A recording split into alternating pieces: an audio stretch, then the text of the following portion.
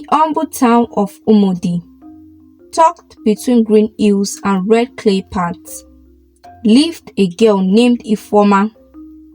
Her story was not one wrapped around luxury or favor.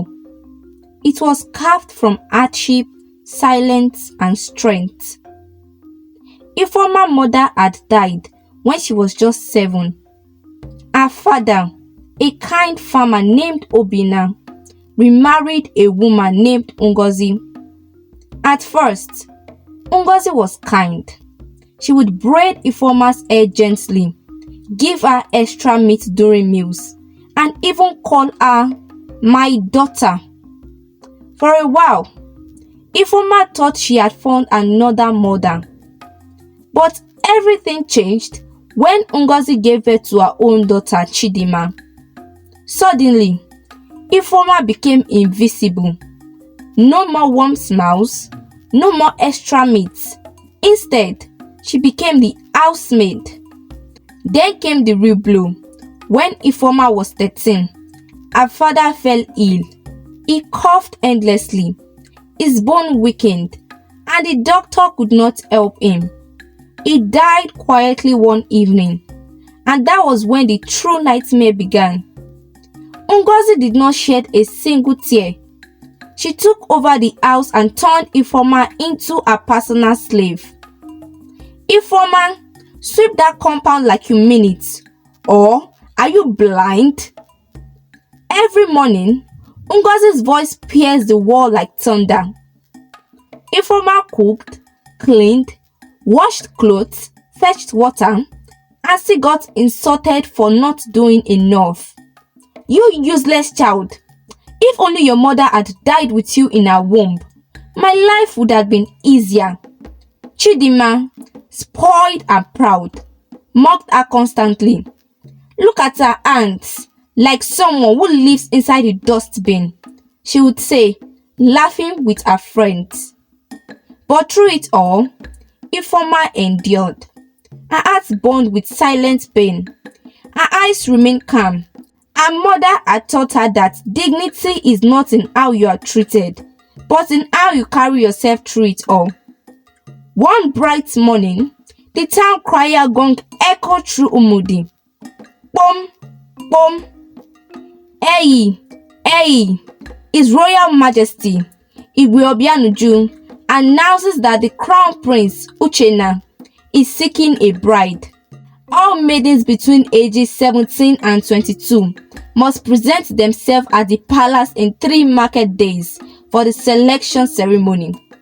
Excitement burst through every household. Every girl dreamed of being the prince's bride. Ngozi dressed up Chidima with lace and gold earrings. She bought her new slippers and even paid a tailor to sew her 2 new outfits. But for Ifeoma, nothing. Nonsense! You go to the palace? With that face, you think the prince is blind? Ngozi snapped when Ifeoma tried to ask. But auntie, the crier said all maidens. Did your ear go deaf? I said you're not going. Who will clean this house while you are at the palace? Sit your dirty self here and stop dreaming. Ifeoma swallowed her pain and obeyed. One day, before the palace event, Ifeoma was sent to the market to buy okra and fresh pepper. On her way back, balancing a tray on her head, she nearly bumped into a woman standing by a tree, surrounded by palace guards. I am so sorry, ma, Ifeoma said quickly, bowing. The woman turned and smiled. Her eyes sparkled with elegance. What is your name, my dear?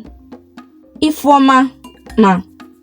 And where are you going with such a load on your head? I'm going home, ma. My stepmother sent me to the market. The woman looked her up and down. Even in her worn wrapper and dusty slippers, Ifeoma's beauty shone through. Her soft skin, slender frame, and large expressive eyes. The woman asked gently, will you be at the palace tomorrow for the prince's bride search? Ifeoma shook her head slowly. No, ma. My stepmother did not allow me to come. The woman face hardened slightly. Why? She said, I'm not worthy. The woman stepped closer. And who told you that she has the power to hide the moon in her basket? Ifeoma looked confused. The woman smiled. My dear, you must be there. I will personally write your name down. A girl like you must not be hidden. Only then did Ifeoma realize the woman was none other than the queen herself. The next day, Ifeoma stood among the seas of maidens at the palace gates. She wore her mother's old wrapper and borrowed slippers from a neighbor. Chidinma gasped when she saw her. Mama, what is she doing here? Ngozi's face turned red. You! Who let you in? Before Ifeoma could answer, a guard stepped forward. Are you Ifeoma? Yes, sir. Come with me. Her Majesty requests your presence. Chidinma and Ngozi stood in shock as Ifeoma was escorted into the main hall ahead of everyone. Inside the palace, the queen welcomed her like a daughter. She handed her a clean gown, new sandals, and even arranged her hair to be braided. Today, you are no longer a shadow, she said. Today, you walk in the sun.